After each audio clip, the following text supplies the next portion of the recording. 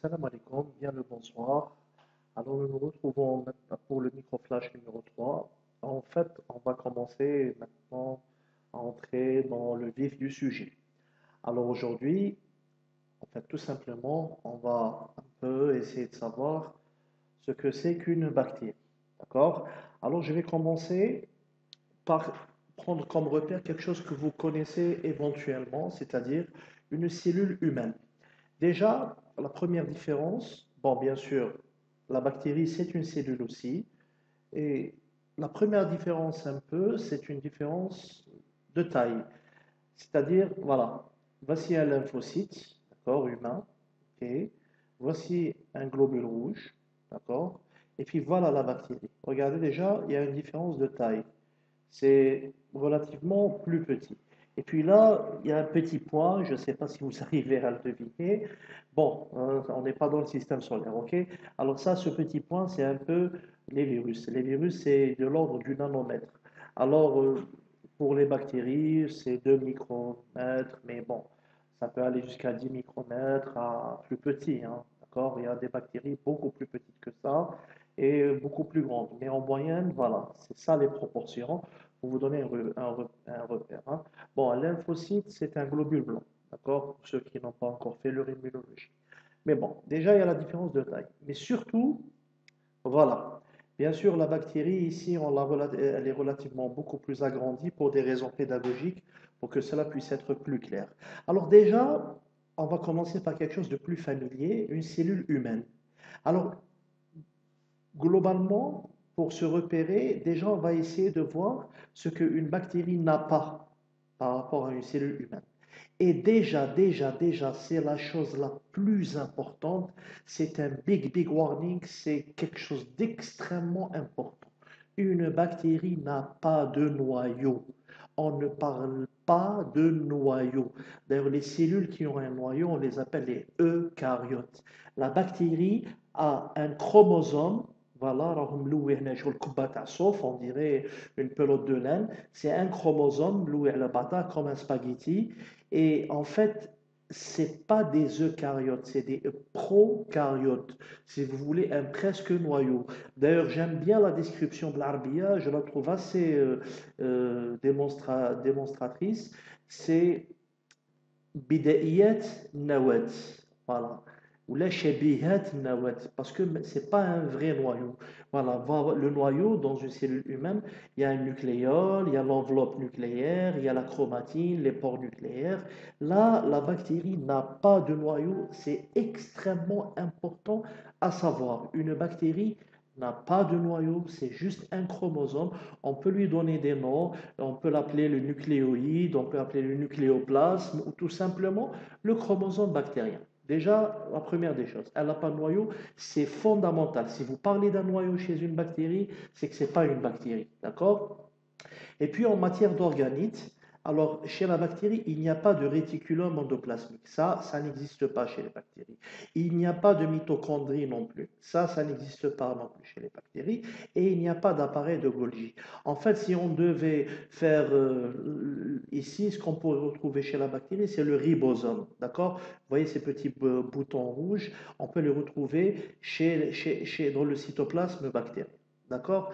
Ça, c'est la plus grande différence. D'abord, la taille, bien sûr, c'est relativement en détail, mais surtout le noyau.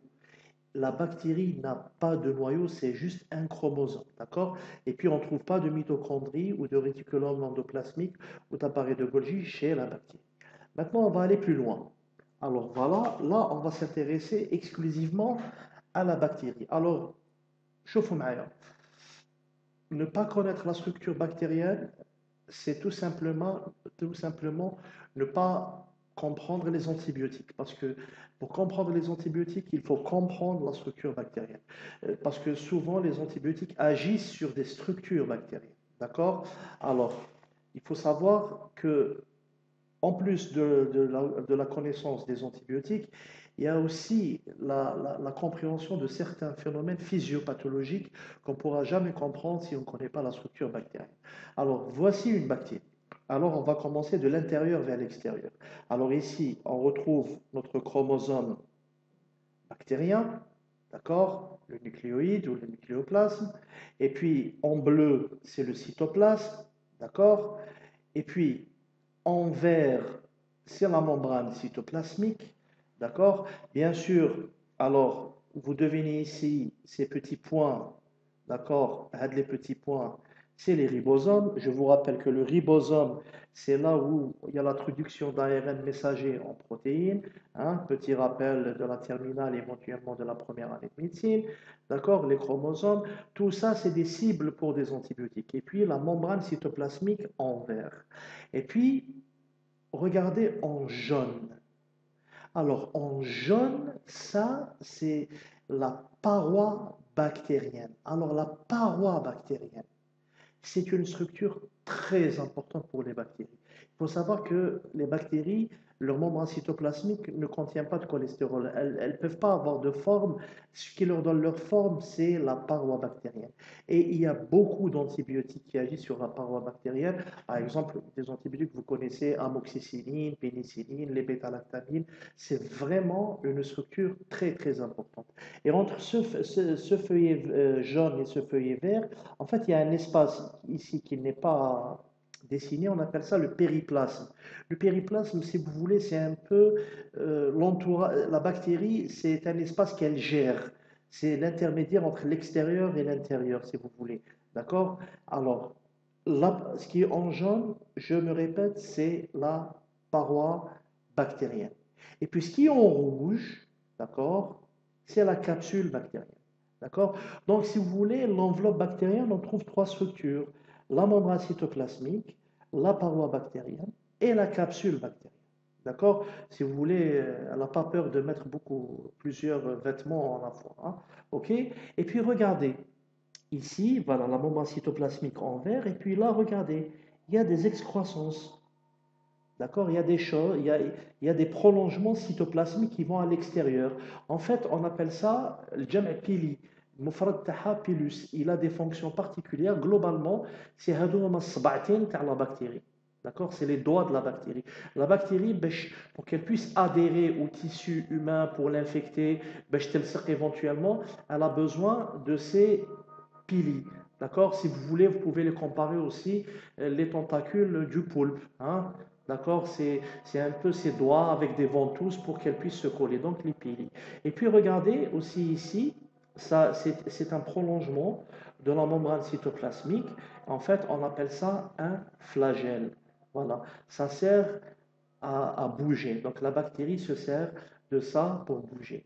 Donc voilà globalement ce que c'est qu'une structure, ce que c'est qu'une bactérie. Une bactérie, c'est ça tout simplement. C'est relativement simple par rapport à une cellule humaine, mais ça ne veut pas dire que ce n'est pas très complexe et très intelligent. Donc voilà, je termine, je vous dis à très bientôt, Inch'Allah. Je vous quitte avec la photo de Maître Ibn Sina, ok?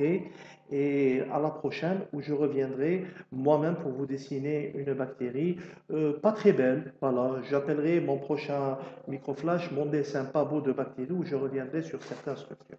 Voilà, à très bientôt, Inch'Allah.